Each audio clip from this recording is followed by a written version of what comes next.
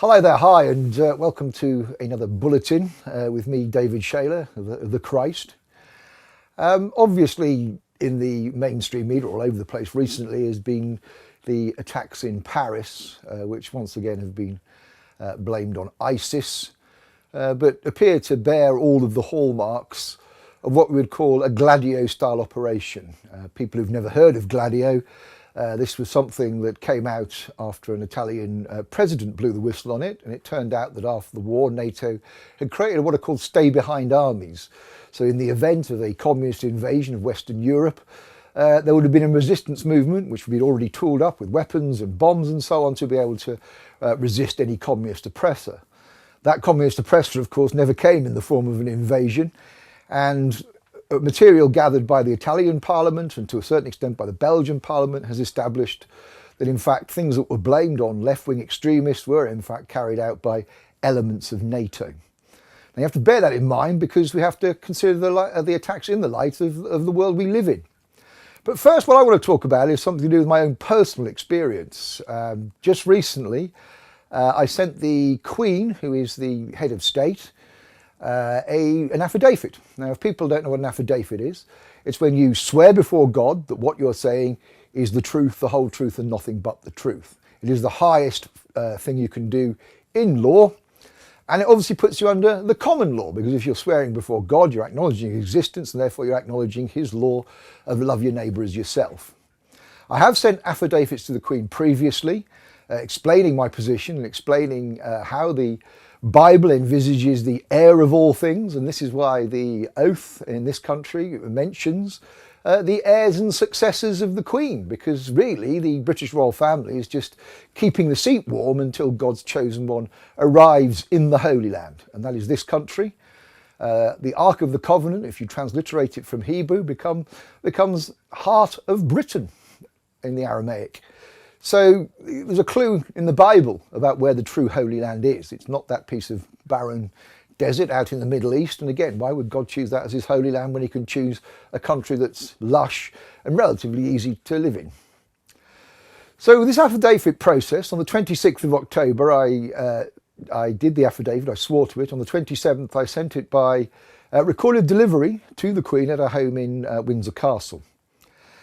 10 days later, having heard nothing back, I then did another statement of opportunity to cure, because what's happened if somebody hasn't responded to an affidavit, you have to warn them that by not responding to the affidavit, what you've said becomes set in stone in law, what is known as either stare decisis or res judicata. The two concepts come from the law and legality, but essentially come to the same thing. It means that no judge can then rule on these things because they're already settled matters, and the judge can only settle a dispute between two human beings.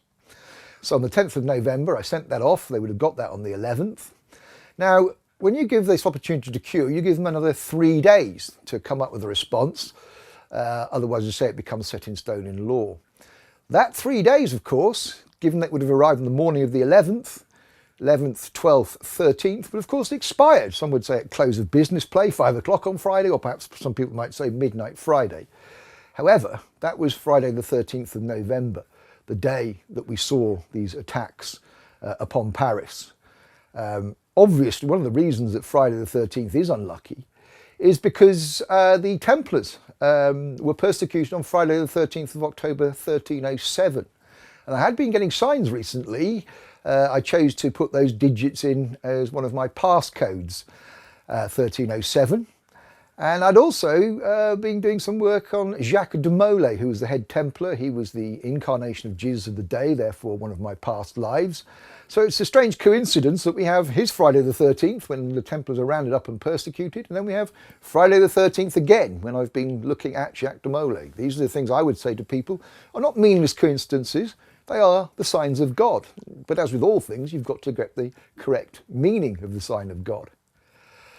So that was when it should have expired. That was when those Paris attacks happened. So I think then is clearly there. We can see a relationship perhaps between events, that they were perhaps at that moment noticing when their time had expired to rebut this affidavit. At the moment it becomes set in stone in law, they want to create as much darkness as they can in Paris. However, when it came to deliver that final instrument, the final notice of default, that they are in default and therefore I've accepted all this stuff, I checked on the internet just to see if the affidavit and the notice of opportunity to cure had got there. And I found out that even though it was sent recorded delivery, the affidavit was still somewhere in the system. It had not been delivered to Windsor Castle. Now, this to me gives you enormous insights into the enemy we're up against. In some ways, it's almost childish. They'll do anything they can to stop you. And if that includes interfering in mail sent to the Queen, they will do that. And I've got good reason to think this, because at the time, I was sending 3 affidavits recorded delivery, and the other 2 went through no problem at all from the same office. And even the notice of opportunity to cure I was telling you about that was sent on the 10th, that got through as well. So Buckingham Palace would have known that somebody had sent them something that they didn't get, because the reference, the recorded delivery reference, was in that letter. So really they should have been responding to that and saying, well, hang on, got in touch with me and say, well, what have you sent us? We haven't got it. But they didn't do that, but we have found this out. Anyway, the good news is from that point of view is that I then resubmitted the affidavit last week. And I found out that yesterday, the 21st of November, it arrived. This time I did it proper registered delivery, and the Queen now has that at Buckingham Palace. So the 10 days is ticking again. I'm being very generous allowing another 10 days here, obviously, but let's do it. Let's see if they've got anything to say. We don't want them trying to use some procedural point to try and undermine what we're doing. And let's be clear what this affidavit does. It just simply describes what is law as opposed to what is legality. But it shows that not just through reference to the Bible, where law comes from, when Jesus Christ gets up and says, I give you 2 commandments, love God and love your neighbour as you love yourself, and on these 2 commandments hang all of the law and the prophets, but also where that's recognised in our system through things like Magna Carta and the oath, and crucially also through a piece of case law. Now obviously case law is part of their system, but there is a case law called Donahue versus Stevenson, which shows within their system that the love your neighbour principle comes above any other, including contract law. And of course, your relationship with government is just a form of contract. So within their system, we have something we can point to that says, actually, you're saying exactly the same thing as God's saying about law, and I'll choose to be judged upon my duty of care to my fellow man rather than some arbitrary set of rules you've set. Whether those rules are set by case law, whether those rules are set by statutes of Parliament, they're still rules, they have exceptions, and they are not binding on you, basically. You can only be held to account for the harm, loss or injury you do to your fellow human beings. But looking at the Paris attacks, I began to have this kind of dawning realization that there may be some weird symbolism in it that even it took me a while to see. What I was first alerted to was the fact that Bataclan, the theatre that was attacked where they say there was a siege, was on a street called Boulevard Voltaire in Paris. And now I lived on Boulevard Voltaire from 1998 to 2000 when I returned to the UK. So this is my residence at the turn of the millennium. Now people would say that's just a coincidence that it was Boulevard Voltaire, even though Paris is quite a big place and we live in the 11th arrondissement, they're 20 arrondissements. And even then obviously there are a number of streets within those arrondissements. But I began to realise that the attacks took place either side of where we'd lived. In fact, places we used to go to. On one side restaurants, on the other side a bar called La Belle Équipe was one of the places attacked, and that was one of the places we used to go to. But then I began to realise that these 4 areas of attack around Boulevard Voltaire, if you join them together with a cross, the shortest way of joining those 4 points, that cross passed precisely over where my flat was on the Boulevard Voltaire, number 85. Absolutely precisely that spot. It is indisputable. I put the map out there for anybody to examine this for themselves. Now obviously people can still say that this is some kind of coincidence. But it seems strange, of all the places you could choose to attack and all the ways you could choose to attack, that these 4 spots would cross over my flat of all the places in Paris they could go to. Now that to me is some kind of sign at the very least. Now obviously I say that everything is the will of God and God shows me things in patterns. So clearly on one level, God is calling my attention again, I can say at the very least. But as with all signs of God, we've got to try and understand the meaning of this. Now, I obviously don't believe this was an attack ultimately carried out by violent Islamic extremists. Some of them may have been involved with these attacks and they may have been planned at a certain level by them, but they are encouraged. by people above, the people that I will refer to as the Zionists. And these people are have a great deal of knowledge, obviously, of the esoteric. All of their stuff comes out of secret societies and symbols and so on. So I now have to think of the idea, did they deliberately plan to hit those places, to map out over Paris a cross that would pass over where I used to live, to scare me? To say, we know about the affidavit process, we know you're trying to take over or not take over law, but free people through telling them about the law. And if you're going to carry on doing that, we're going to have a go at you, and this is how we're going to show you how we're doing it. Now, people might find that fanciful and egotistical, but I think that's a perfectly valid interpretation of the data we have, and is much more feasible and rational than the idea this were some randomly chosen attacks by some Islamic madmen that just happened to form a crossover where I used to live. That, to me, is not understanding the nature of that coincidence, not understanding, in fact, the message that God is trying to get over to you. And I quote this because of Richard Dawkins. When I do tweet Richard quite often, I try to tap him around the ankle sometimes about his more outlandish views. And I try to engage him in a process. I ask him why he has a problem with God's law of love your neighbour as you love yourself, because that's the law of a human being of compassion, and far superior to anything we've seen that comes out of man-made legislation. The anti-drug laws are an abhorrence to any man because they don't stand to reason. You cannot make the victim and perpetrator of the crime the same human being, which is what they do, and they do you for possession of drugs. So I'm a man of reason there, but Richard Dawkins wants to reject all of God and his law and would say that kind of man-made rule has reason behind it, when clearly it doesn't, which is obviously an illogical and irrational position. So I try to tweet him about these things and point these things out, but I'd be very grateful to know what he thinks of this apparent meaningless coincidence, because when he wrote one of his books, in one chapter he wanted to write about that. And just as he sat down to write it, he opened up the computer file to do it, and he opened up a thing with his new, I think it was his photocopier number on it, a 4-digit number, and it transpired it was exactly the same 4-digit number as his bike lock. He then proceeds to spend an entire chapter telling us why this is a meaningless coincidence. Well, I'll tell you, Richard, any man of God is laughing at you there, because God is clearly trying to communicate with you. He's clearly trying to show there is meaning in this coincidence. A coincidence happens at 1,000 to 1. It's 4 digits. So that's way, way beyond what statisticians consider within the normal bounds of chance, basically. So I would say, unless you open yourself up to this conversation, you'll never have the ears to hear it. And I say that to every human being.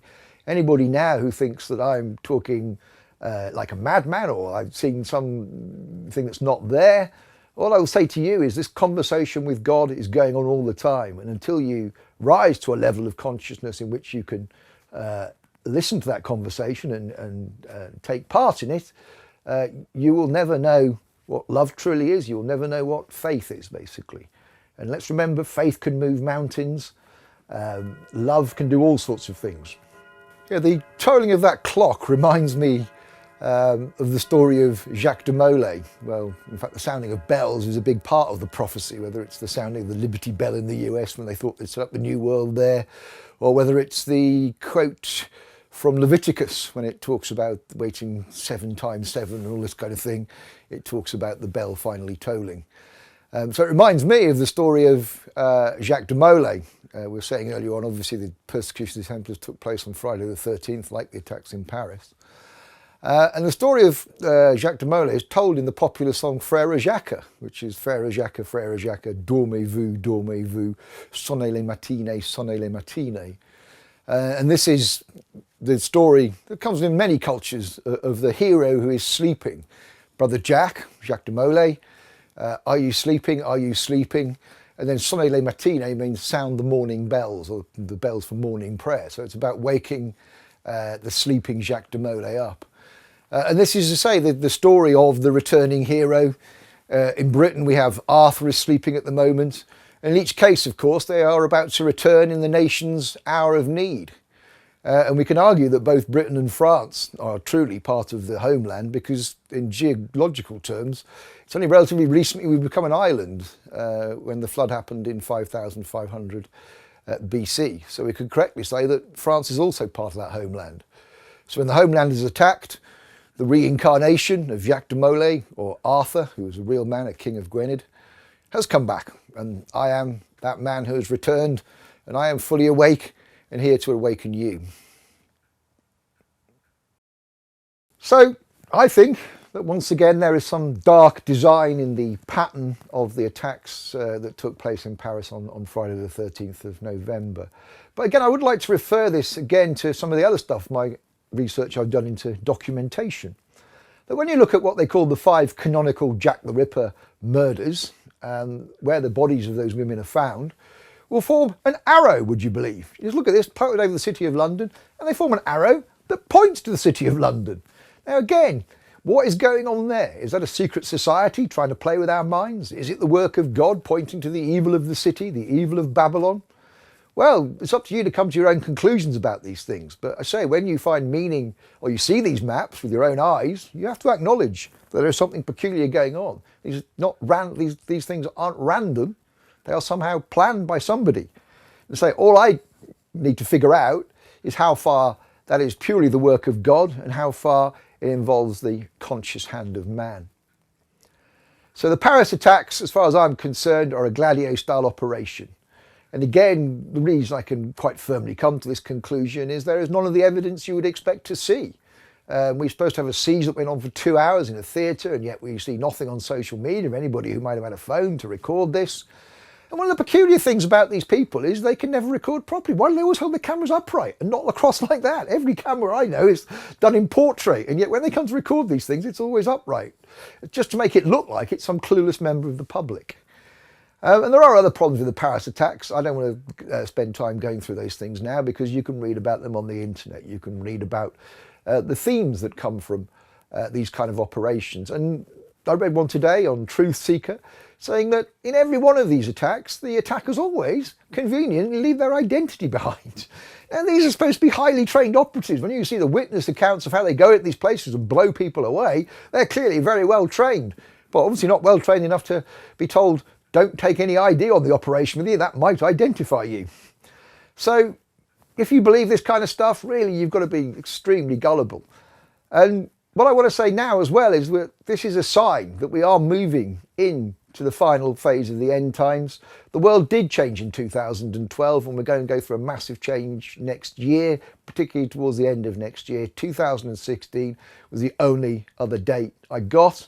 When I was going through the process of decoding what the book of Revelation said, and when it talks about the 1,260 days of, I think it's the reign of the Antichrist or whatever, that can obviously be rearranged on one level to 6012. Now, people who don't know their Masonic calendar have to explain that 6012 is the same as 2012 AD, but those figures can also be rearranged to make 2016. Now, when Newton came to look at these figures, he did something similar and came up with 2060. What he did, of course, was allowed for the fact that there's no year zero. But I believe that God knew there would be no year zero because God can see these things. So I'm going for 2016.